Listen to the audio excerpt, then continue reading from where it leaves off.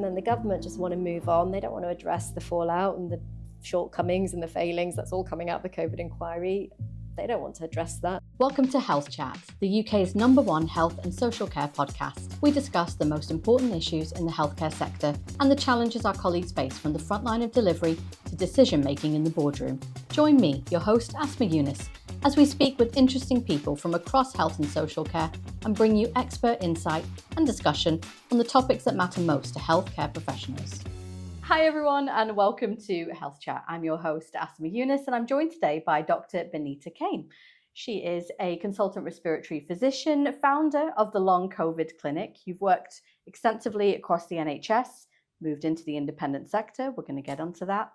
And you've also been at the centre of developing care for patients living with long COVID and ME at a time when we're finding services are limited and the system we have is currently quite under strain. Bonita, thank you so much for joining me today. Oh, thanks very much for having me. It's really great to be here. I'd like to start by acknowledging that how I described you in that introduction is by no means an extensive list of everything you do in and outside of healthcare. But for our conversation today, I wonder if you could start by telling me what you did in your years as a NHS full-time clinician. Yeah, well, I was on the NHS in a frontline role for almost 25 years. I trained to be a respiratory specialist. That involved taking a few years out doing research, and then towards the latter part of my training I actually did a master's in healthcare leadership, and that really set the path for a consultant role, which was really exciting, and I got to do lots of innovation. So I set up integrated care services in the NHS. I worked with Health Innovation Manchester and led a lot of their programs. And it was really fun, and I really enjoyed it. I loved it. I had great colleagues, and I had no plans at all to diverge and do something completely different, which has sort of happened quite organically in the last few years. It sounds like you were fully embedded, doing what you were doing, and then, as you said, you moved over. You weren't expecting to move over to the independent sector. What made you decide to take that jump? Yeah, well, 2020, obviously the world changed with the COVID pandemic. When that hit, I was a respiratory consultant, so our world in the NHS was turned completely upside down. But one of the things that I did, being interested in integrated care and the kind of back end of the hospital, was very early on in the process set up the COVID virtual ward in Manchester. And so I was thinking about how we get people out safely, monitor them. So we set up this monitoring service. So as soon as people were stable, we'd get them home, but with oxygen monitoring.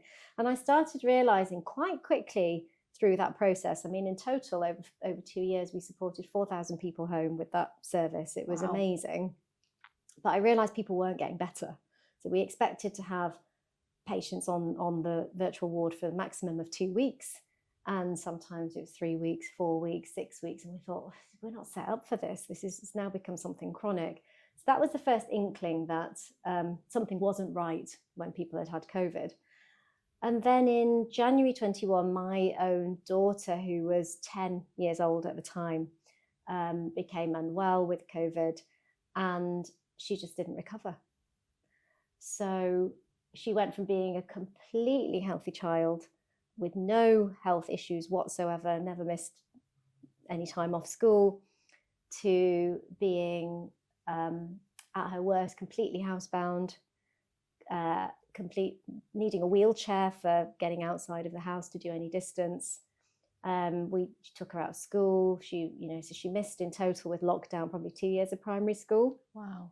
And we went through the usual sort of process of getting her assessed. Of course, I'm a doctor. I've got colleagues in the hospital who were brilliant, and they got her in and they did all the tests. But then when everything came back negative, they said, oh, we'll send you to the ME service. She's probably got ME. And I thought, gosh, didn't really know anything about ME as a condition. And if anything, I thought it was some sort of psychological thing, because that is how doctors are taught about ME. And I thought, that doesn't seem right. So I duly went to the ME service, and they said, oh yeah, there's nothing really much we can do. We'll let you see the physio. We'll support you a little bit. And I I couldn't really compute that I had this perfectly healthy child who'd become really quite ill, and I was being told that we don't know anything about this condition and there's nothing we can do. So that sent me off on a merry journey, which kind of around the world, really connecting with some of the best researchers, trying to find out absolutely everything I could about the condition, having to really learn about it from scratch because I've never been taught. And this is such a massive problem within the NHS that we are not taught, and we're often taught the wrong things about it. And long story short, I ended up taking her abroad because whilst everyone in the NHS was lovely and helpful, I wasn't really getting offered anything meaningful. And some of the information was a bit outdated, I'll be honest. And so I took her to a clinic in Germany where we found this amazingly pioneering clinician who said, I'll treat her. And she was started on some treatment. We ended up flying out to Germany 4 times that year. My goodness. Just to get prescriptions and see this doctor, with a sick child in a wheelchair wasn't easy, but it's what we had to do. And then she just slowly but surely got better over the next 6 to 8 months, probably 2 years to full recovery, like where she was doing PE and things again. And she made us look like a complete fraud because she was transitioning to high school. We'd gone to the high school and said she's going to need a reduced timetable. She's been really poorly. And then she started high school and was just kind of fine. And we were like, okay, made us look like a fraud, but we'll take that. I was going to say that's a better way round, to be fair. Rather you be looking that way than her not being able to do those things. And so she went back to how she was? Or she still I would to say take it easy? 95%. There's still certain activities like sprinting and things that she will avoid, and there's good scientific reasons why she doesn't do those. Okay. But other than that, she lives a completely normal life. She's 15 now and living her best life, and we're having usual teenage dramas, which I don't mind. I'm very grateful and blessed to be having normal teenage dramas. Oh, well, you know what? I'm so pleased to hear that, Bonita, because that's a huge relief for you. I wonder, when you were going through all this, did you see correlation between what you were experiencing with your daughter with some of the long COVID, the things you were doing on the virtual ward? Did you start to see any of that? Yes and no, because I think the virtual ward, we had to make a decision that the chronic aspects weren't for that particular service. But I did start getting interested in setting up services for long COVID. And actually, the UK was really ahead of the curve. And within a year, I think by 2021, there was an infrastructure where long COVID clinics were set up across the country. And I think it was quite world leading in that sense. But we didn't really know an awful lot at that time. And I think what subsequently happened is things didn't move with the rapidly emerging information that came out. And I think the services in the end were very good for people with milder disease who needed a bit of support. Right. But for the more moderate to severe illness, a lot of people were left sort of stuck. I'd say 50% of people who accessed long COVID clinics through the NHS were sort of left stuck, still ill, not really getting any better, and had exhausted what was on offer. And I realised that there was, once Jasmine had got better, that's my daughter, thousands of other families were in the same situation as us. And I really felt strongly that, I'm privileged. I've got the medical knowledge. I've got a platform. I've got the knowledge, the skills, the lived experience. I should try and do something to help others. And so that's how it sort of all moved you into started. Yeah. And I'd done a lot of patient advocacy as well when my daughter was ill, and we did media and it's you don't realize what it's like until you're in that situation. It's a very, very isolating disease because your child is ill. My husband actually had to give up his business to look after her because he couldn't do both, and I was off working for the NHS, and that was just a decision. So we became a one-income family for a while, which was fine for us, but there's many people where that isn't fine and they are in that situation. We weren't able to go on holiday, do things as a family, go on outings. Even having people around to the house was difficult at times.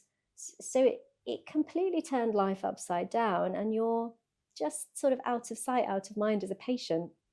So the impact of this is huge. And then you've got the additional burden that the healthcare system doesn't understand the condition. And a lot of patients are hitting that brick wall where they're told the tests are normal. You must be anxious. It's in your head. Go and do a bit of psychology, a bit of breathing. You'll be fine. And so for patients, there is this really, really difficult challenge that if they don't respond to what's on offer, they're stuck. Yeah. And that's the gap that I really wanted to try and fill. So you decided to set something up on your own, which setting up an independent service with any sector is one thing. Doing it in healthcare must be a whole different kind of ball game. And I know your journey to kind of securing CQC registration was a bit dramatic. Tell me a little bit about that. Yes, well, I think firstly, the whole independent sector clinic was a little bit of happenstance. It wasn't really planned. There was another clinic. I got approached by a clinician. They said, we want to do something for long COVID. We need someone who knows something about it. Will you come and join us? And I was like, okay, let's see how it goes. I don't know what this service needs to look like. I'll see a couple of patients and we'll take it from there. So that's how it started, a couple of patients, and just slowly but surely, it just spread by word of mouth. I never really advertised it, if you like. And people said, well, will you see this person? Will you see this person? So it started growing. And then in 2023, I set up the children's clinic with a pediatrician, because I was obviously very passionate about that with my own experience. So he was a guy in Newcastle who's a very, very super specialist cardiologist. I'm very interested in long COVID. So he used to come down to Liverpool. We do the clinics together and then do things online in between.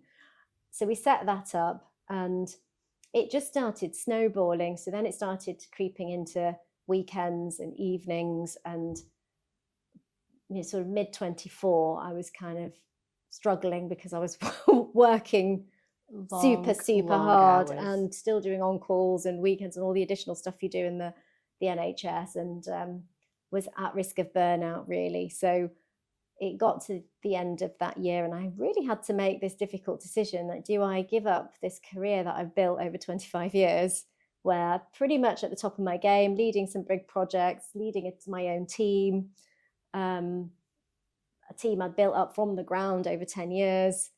Do I leave all of that and take this leap of faith into independent sector, leave all that job security? And I decided it was too important not to do it. So I did. I resigned from my NHS job, which was probably one of the hardest things I've done. I can imagine.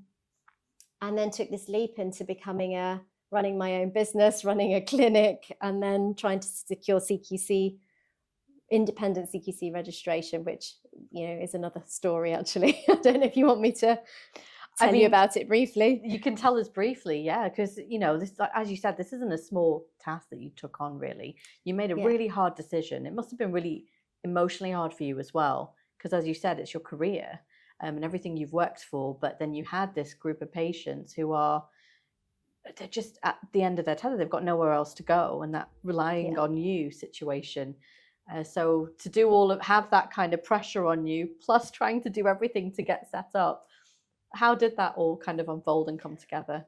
Yeah, so I think just for some context, the demand on the service is huge, and I see patients from all over the country, and I do have support now. I've built a team of 8 clinicians. It's a multidisciplinary team. I've tried to set up a sort of tertiary specialist multidisciplinary type team, but the sort of twist is the patients are all over the country and so are the team. So it's quite a different way of working, but it really does work, especially for people who are energy deficient and cannot access healthcare, and going to an appointment can crash them.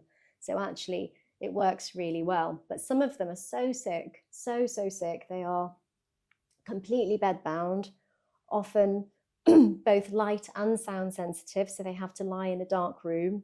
Some of them don't have a functioning gut, so they are fed with tubes. I've probably got 11 patients on my books who are tube fed or peg fed. And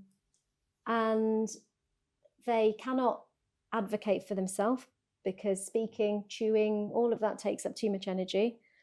They have full-time care from their families with very little help from the system. They have a GP and that is about it. Some of them have dietitian input, but they have no input from NHS or specialist services. And then they've got me, who they pay to see privately, and I do what I can to support them remotely from sometimes the other side of the country.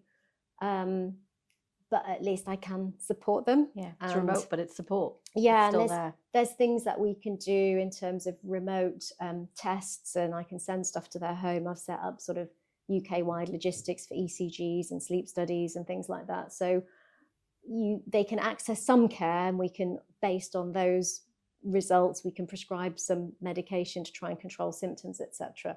So this is an incredibly vulnerable group of patients. Not everyone's that sick, obviously. I've got I look after moderate to severe patients, but a lot of them are housebound.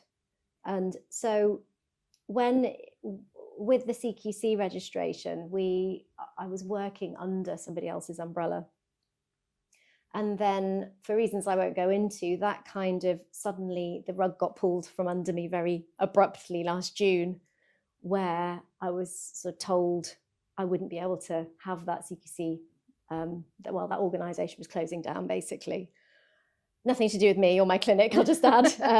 But I was told, I was essentially looking at, in 3 months' time, I'm not going to be able to do any regulated activity, which would be a disaster for my patients. Mm.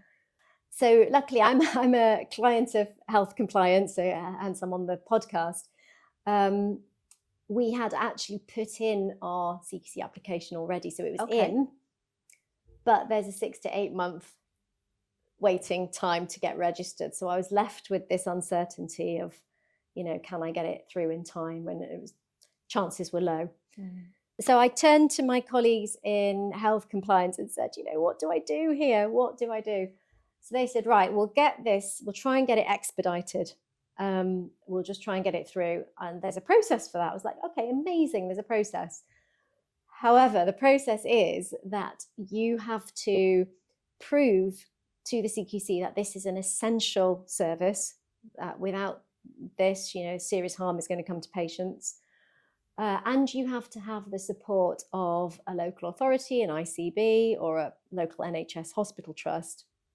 So things like, they might support someone who's setting up an urgent care centre, which is going to take pressure off A&E. Let's expedite that. That's going to help the NHS. Yeah. But I'm in this unique space where there aren't any ME long COVID services for the patients I serve. There is not a single commissioned service in the country for people with severe ME. So I'm filling a gap that's there for the whole NHS in a way, that exists everywhere. And I'm seeing patients from all over the country, so there is no local body who can support me. So I did approach a few medical directors I know and say, can you help? They were very sympathetic, but they said, not really. It's not really anything to do with us. Yeah. It's not my remit. Don't know anything about this condition. So in the end, I luckily had a contact who works at a very high level with a government position, who's done a lot of the work around any research and strategy in the UK, and also has an NHS position, and he was able to write me a letter of support. So we managed to get it over the line. But then I needed to be CQC interview ready in 3 weeks. So that was a bit of a baptism of fire. Again, health compliance colleagues came to the rescue, and they put us through a mock interview, which was horrific because it was just kind of like, oh my God. But it focused the mind. And we managed, with their support, to get all the policies in place. It was all done very quickly and prioritized. And we got our registration. Amazing. And I didn't have to cancel a single patient appointment. So I was really, really pleased and very grateful for all the help we received. And in fairness, the CQC, they get a lot of bad rap, but they were amazing. And they really wanted to support the patient group. And the inspector we got, who was this guy called Lawrence, I hope he doesn't mind me mentioning him, he was stickler for detail. My goodness, there was a lot of red pen on the policies, but really fair, really compassionate to the cause and what we were trying to do, which was so nice, because you hear so many bad stories potentially about people's experiences with the CQC, but mine was very different. How do you think emerging conditions like this, long COVID, ME, challenge the CQC standards that they already have that are existing there? Yeah, I mean, I'm going to sort of challenge the word emerging there, because actually ME has been a condition that has been around for decades and decades. I think before the recording we were chatting, weren't we? And I was telling you about the restaurant Dishoom down the road, Yes. which has got on the wall a little, they have lots of pictures of really old stuff on their wall. And it was this picture of this bottle of Linctus, and it looked like it was from the early 1900s. And it was saying, if you're suffering from brain fog, fatigue, and all the symptoms of ME essentially are here on this really, really old, that demonstrates how these conditions are not new. Infections have been around forever. Post-viral conditions and post-infectious conditions have been around forever.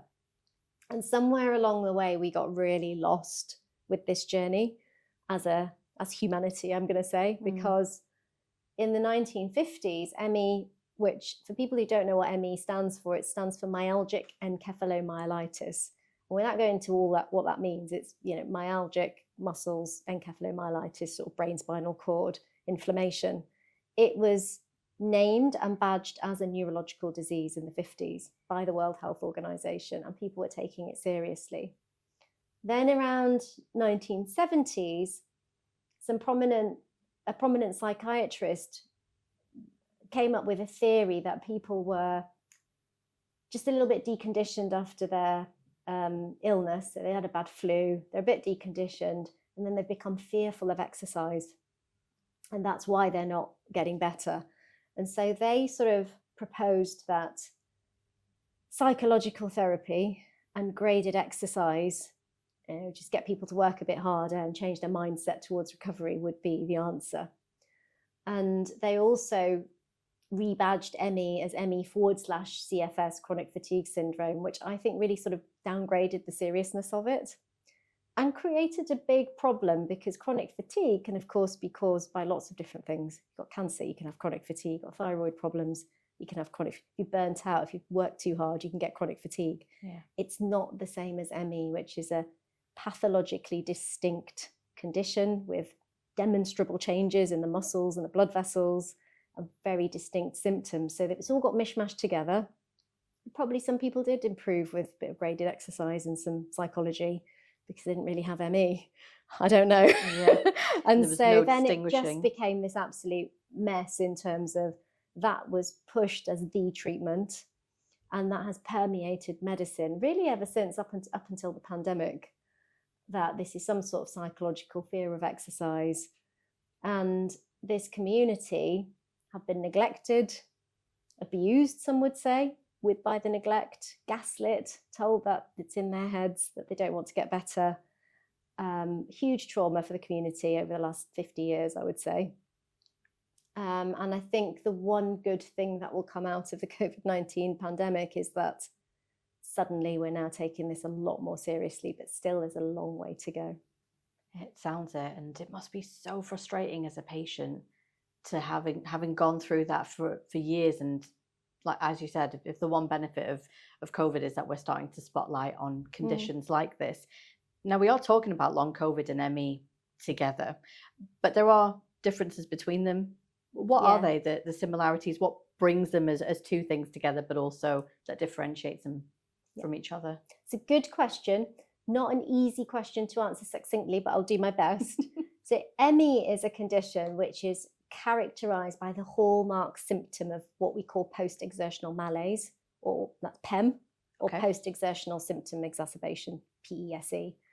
And what that means is when somebody exerts themselves, and by exertion, I mean things that would be normal for you, like showering or maybe preparing a meal, can create a worsening of symptoms. So it's a sort of energy debt, an energy deficiency problem. And you've got a certain amount of energy during the day and you have to manage it very carefully. So I'll have patients who have to choose between, will I shower today or will I prepare a meal? And if they shower, they might have to go and rest for 2 hours afterwards. Or if they work for an hour, they'll have to take a break for an hour. So cognitive, physical energy a sort of a defined narrow energy envelope and worsening of symptoms, and that's the hallmark of ME. And ME is usually triggered by infections, not always, but most of the time.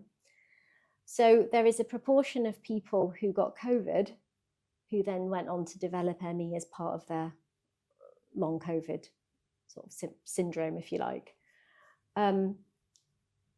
Now, that would be about 60 to 70% of long COVID patients are estimated to meet the definition of ME, at least half. Long COVID in itself is this big sort of amorphous umbrella term, which captures a lot of things. So, and it's not, if there is a definition, it's somebody whose symptoms haven't improved, or they've improved and then they develop new symptoms 12 weeks after their initial infection. So if you had symptoms for more than 3 months, that classes as long COVID. Okay. But some people will be in a group where they were really ill from COVID, they were hospitalized, or they have very severe illness, and they've got some organ damage, and they've got problems ongoing because of that.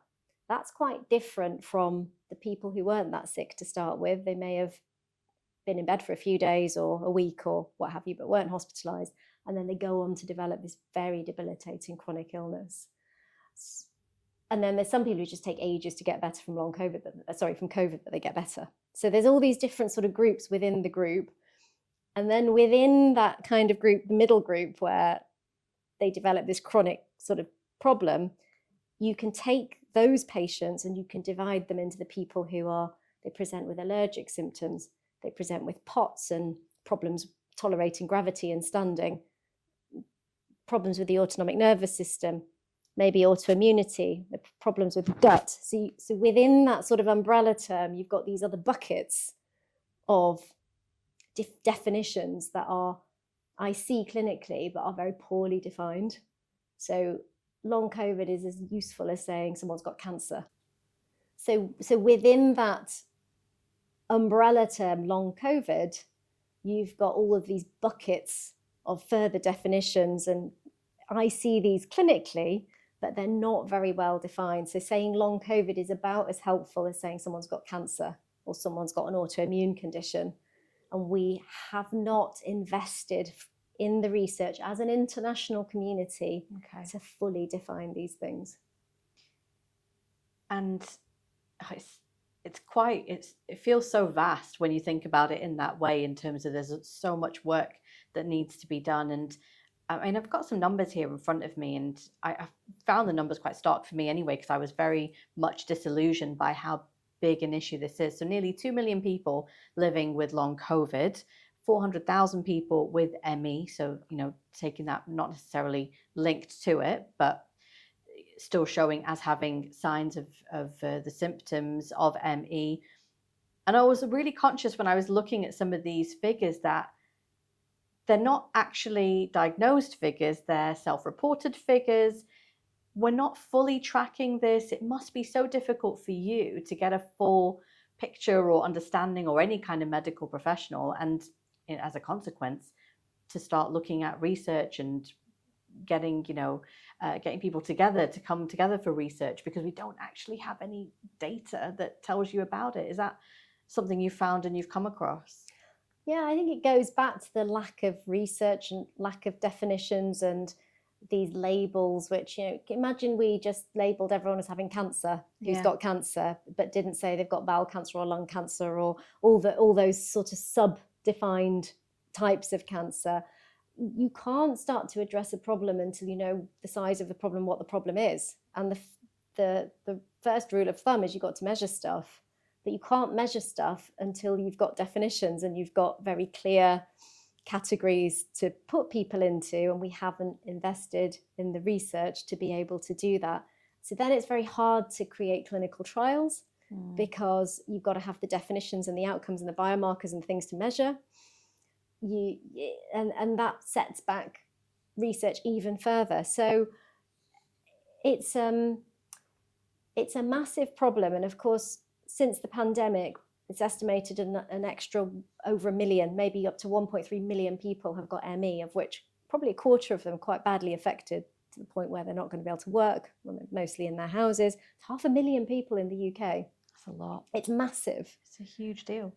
But it would be suddenly like asthma becoming really prevalent and no one's ever thought about it before, and trying to set up services for people with asthma, which is quite common, with no research, treatments, pathways, definitions. It's a really wicked problem to try and solve now, because the horse has bolted so far with our lack of historical taking things seriously and the lack of investment over the last 100 years in these conditions. But I think there is an opportunity to change that now. We need the political will to do it, though. You talked then about, we're even at the base of it, we haven't even defined the various conditions that come out of long COVID. It's this big umbrella term. But when we think about the symptoms, so there are over 250 symptoms that have been described in long COVID, affecting multiple organs, as you mentioned. What are the hallmarks of symptoms, though, and what do we understand about what's happening in the body when we talk about ME, the specific link for long COVID as well?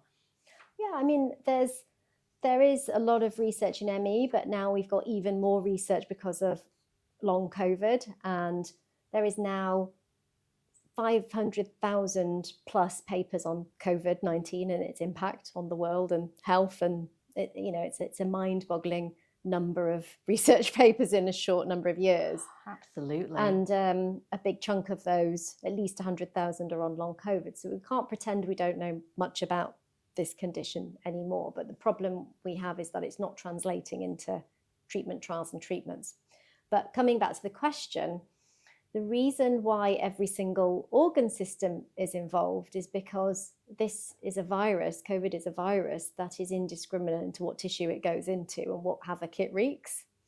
And it can affect the blood vessels. So we do know COVID causes blood vessel inflammation, which are obviously all over the body. Mm-hmm. It can cause problems with the nerves and the nervous system, which of course is all over the body. It's not organ specific. It can cause problems with the immune system, which is of course not organ specific. So, but what it tends to cause is dysfunction rather than deficiency. So it's that the immune system doesn't quite work properly, but you're not immune deficient. So if you're immune deficient, we know what to do with that. But what do we do if the immune system's just not functioning properly? So it's created new challenges. We don't have good tests to measure the abnormalities because the abnormalities are often at micro level. And when you say what's happening in the body, well, I think of ME and long COVID as being a state of oxygen deficiency. Now,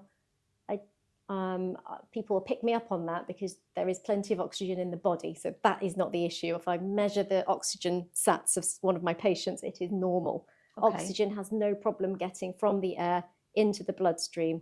The problem is with the oxygen being delivered into the tissues through the very, very, very tiny microcapillaries, getting across that capillary wall into the tissue, into the cell, and into the mitochondria, which is the powerhouse of the cell. That's the factory that makes the energy. And energy is made from oxygen. You can't store oxygen in the body, so you can get into a supply-demand issue very easily. And so there can be problems all along that pathway. And there's lots of research now to show that mitochondria don't function properly, that the capillaries can be thickened with longer distance to travel, that blood can be sticky and clotty, that there's reduced flow through those capillary beds because of people who have POTS. So there's all these different things which mean that the end result is that those mitochondria that need a constant supply of oxygen don't get that, and then they switch into this different type of metabolism to make energy, which is very inefficient, creates lots of inflammation, it creates lactic acid, and people get that heavy muscle, achy, I've overexerted myself from doing things like walking up the stairs. So, and is that crash you mentioned before when you were, having to see patients and they're going through this kind of up and down of energy level or being able to do things? Is that kind of what happens then, or? Yeah, so if you overspend your energy, then you end up in what we call an energy debt. I sometimes use the analogy, imagine energy is money and you're trying to get rich, but every time you save up a bit of cash, you overspend, and then you're in debt, and then you have to spend a little bit of time getting back up into, you know, a positive balance, and then you overspend and you crash. Well, you ain't ever going to get rich. So one of the sort of treatment strategies, which is really, really important alongside any drug therapy or anything else, is trying to manage that energy level, so you sort of stay outside of your energy debt all the time. That's called pacing, and people have to learn how to do that very carefully. There's quite a lot of science behind it, how to do it properly. You can use things like heart rate monitors, HRV monitoring to help you. It involves a lot of sacrifice. People have to give up huge amounts of what they want to do to stay within that energy envelope. So it's hard.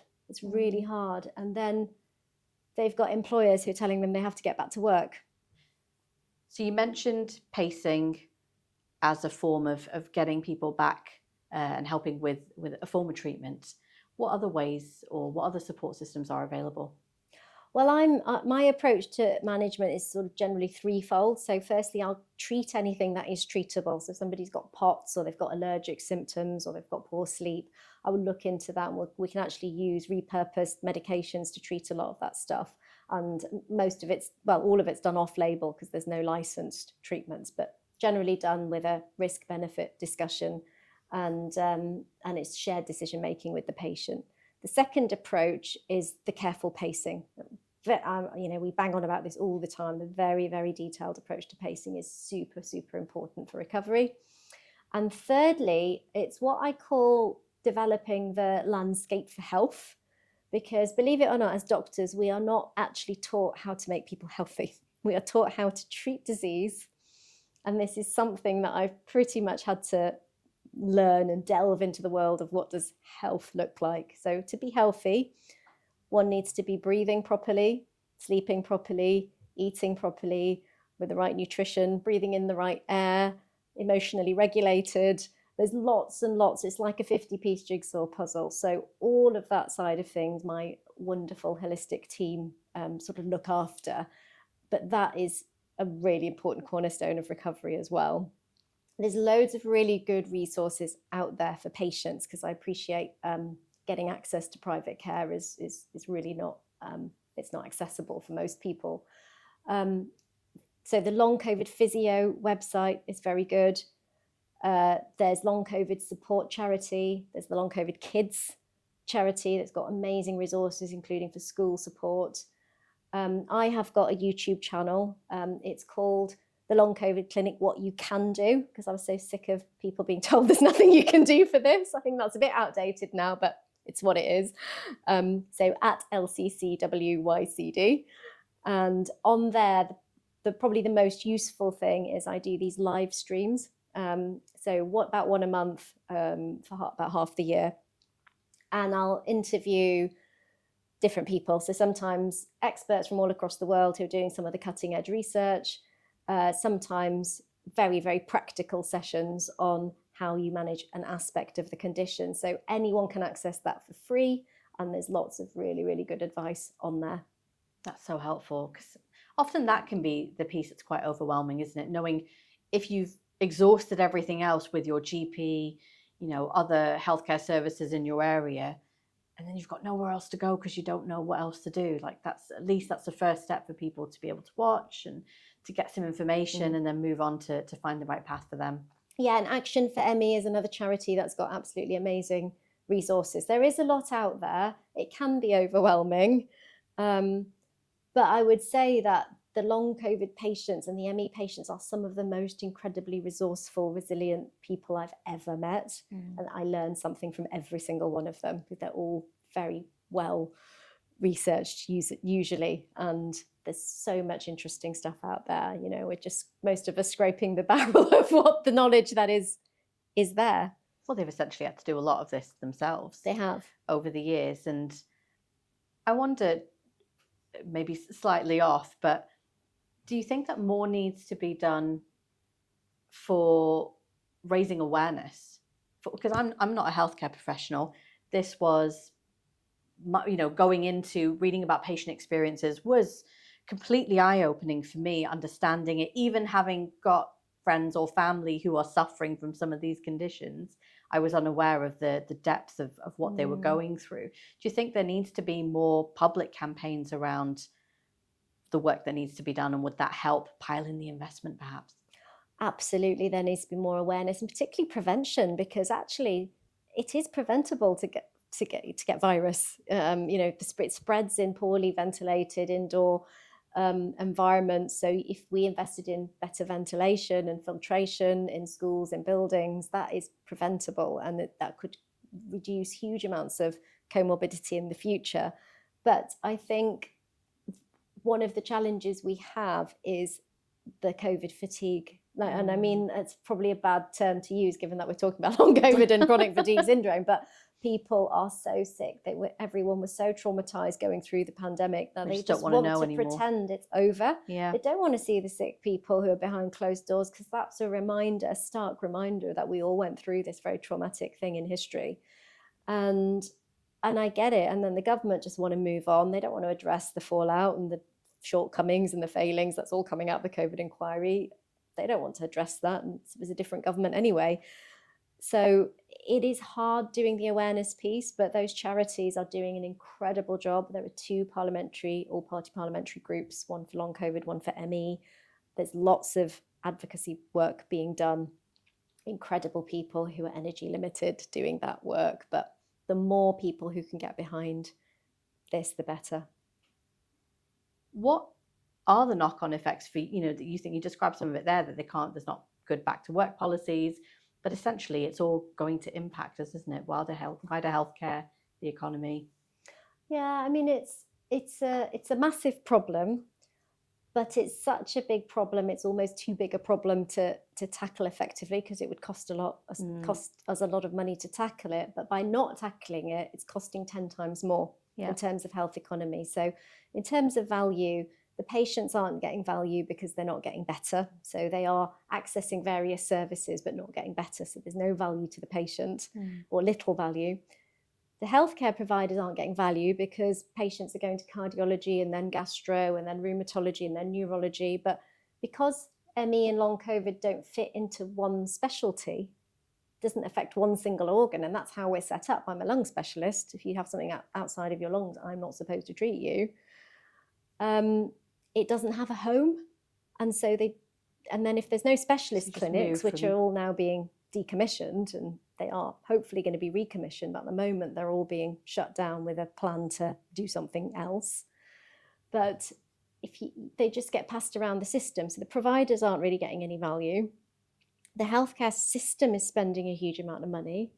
And then the health economy is really suffering because people aren't in work. I think I mentioned it earlier. I have many public sector workers under my clinic: teachers, police officers, healthcare workers, all the people who were on the front line of the pandemic, who were hit the hardest, are now not being supported by the very system that they stood up and bravely sort of fought for at the time when it mattered the most. And it is heartbreaking, actually, when you look at that, what's happened to those folk. I can imagine. And we've talked about a lot of the challenges, and I know the government has acknowledged many of these. The Department of Health and Social Care have a final delivery plan for ME, published last summer, July 25. What do you think healthcare leaders, providers, what can they understand from this plan? I mean, the plan is very welcome. That's the first thing I would say. It is a massive moment, actually. It's the first time, I think, anywhere in the world the government has said, here's a big problem. It's a neglected condition. Attitudes to it are very bad. There's a lot of stigma. We have to do better across health, education, social care, all of the sectors. So that is, huge applause for that. A lot of work went into it. There was a big public consultation. There was a task and finish group, which I was a member of, where there was some really, really great conversations. You can sense the but coming. I'm sensing the but. I'm waiting for it. Sensing the but. But we were deeply disappointed with the final version. I mean, it is a start, and we're incredibly grateful for the work that's gone into it. I don't want to come across as not being grateful. But it doesn't pledge any money. there is no investment. There is no pledge to actually create a service for the people I serve with the most severe illness. That's still sat with the Secretary of State as a maybe. There are some plans to create some services for mild to moderate patients, which will, I think, end up be integrated into sort of other services rather than being specialist services. We don't know yet. Okay. It just doesn't go far enough. It's not ambitious. There's no milestones. But I think the minister at the start did say it is a starting point. This is not the end point. So we're encouraged that the work is ongoing. And I think things will change. Over the next decade, things will change. Do you know what the sort of, how you found the next steps moving on since the plans come out? Or is this a case of it's going to take about a decade to get to what they're trying to propose right now? Yeah, so there hasn't been much progress, I'll be completely honest. The plan came out in July. The NHS England sort of had a massive restructure. So I think they're just about now starting to get ducks in order to resurrect the work. And there are a few emails starting to fly around. So I think things will start to pick up. But I'm not sure what's happened behind closed doors. There may have been many conversations, lots of progress. But in terms of someone who was on one of the committees, I'm not aware that things have progressed very much. So it's a meaningful step forward, almost at least as an acknowledgement now. We're moving forward in that way, but there's still a lot of work to be done, it seems. It doesn't help anybody right now, say someone who's under my care, who's having to pay privately for a service. It doesn't help them one jot, not even a promise of some help for them. So I think until that changes, we're still going to be left with this massive gaping hole in care. If there's one message you'd want healthcare leaders, regulators, policymakers, healthcare professionals to sort of take away from the work that you do and the work you've been campaigning for since setting up as an independent and possibly before as well, what would you want them to take away from this conversation that we're having today? Yeah, my goal is to become completely obsolete. I want to close my clinic because it's not needed. I would love to do that and then go off and do something else, whatever. I might be retired by then, so that's fine. But I would love for my clinic not to have to exist, because this work is picked up by the NHS and it isn't an impossible problem to solve. I think there's many of us. Unfortunately, a lot of people who work in this space, and there are a few clinicians around the country, there's not loads of us, but we've got a good network, all have to leave the NHS to do it because there's no commission structures in the NHS as a specialist to work in this field. So we all have to leave, but therefore all the expertise is outside of the NHS. But it's very unconventional for the NHS to work with people who are not in the NHS. So you end up in this. Oh dear. So I would say, please, please, please, there's a whole bunch of clinicians. We've got loads of experience between us. We know how to set up decent services. We'll help you do it. Just please invest. And we could make a really big difference with actually a relatively small change. But we have to start somewhere. And, let us help you. We're here to help. We've talked a lot about the challenges, the difficulties, and everything that you're up against with trying to move this forward. But I thought we could end maybe on something a bit more positive. What are you hopeful for in terms of research, things, the way people are approaching long COVID, ME, maybe not necessarily just in the UK, but internationally as well? Well, I've got a lot of faith in the international community that it's going to come good. So Germany in particularly have just announced a decade of research investment into post-infectious illnesses. They've pledged €500 million, which is just incredible, and the kind of investment that is needed. There's some really amazing groups in the Netherlands, in the States, doing some awesome research.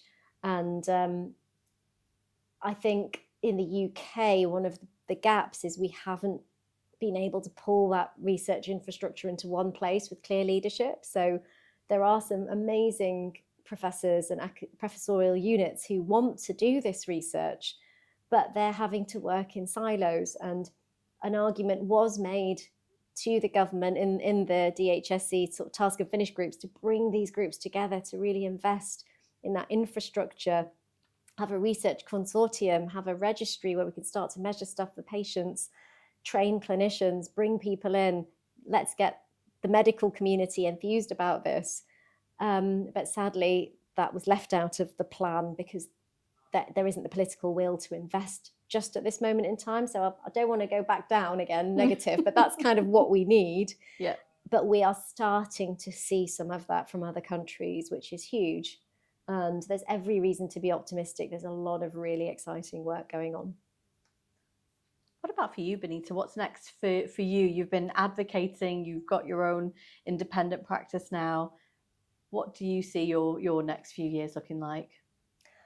Yeah, that's a great question. I would like to expand beyond being the long COVID clinic. I already see a lot of other conditions, and I think I would like to become an organisation with a wider umbrella. So I start to see some of the more chronic neglected illnesses, and people with ME feel like they've got a home in my clinic, but also POTS and mast cell activation and all of these other things that are linked. If we had a big Venn diagram, there would be sort of 7 or 8 sort of circles that all overlap with each other. These conditions are all out there and very poorly understood. Parliament just launched the Overlapping Illness Alliance very recently, which is going to be a group of sort of charities that have come together to sort of start thinking about this massive group of patients. So I'd really like to be someone who can serve that whole community, not just be sort of seen as a long COVID doctor. And that'll keep me busy for a few years, I think. Absolutely. I mean, you're already so busy as it is. It baffles me how you get all of these things done in a day, but you really are a superwoman. Bonita, it's been such a pleasure speaking to you on Health Chat. Thank you so much for your knowledge, sharing your expertise, sharing your honesty as well, and your own personal journey. It's been a real pleasure. Thank you very much. Thank you for watching. If you enjoyed this episode, don't forget to subscribe. You can also follow us on LinkedIn, Facebook, and Instagram. If you've got any questions, feedback, or want to know more about the work that we do, you'll find our details in the description below. Thank you again for watching or listening. We are Health Compliance. We work with new and existing healthcare providers every single day, from private clinics to adult social care services and NHS trusts, to ensure all providers are compliant with regulations, have a culture of excellence, and are delivering exceptional care.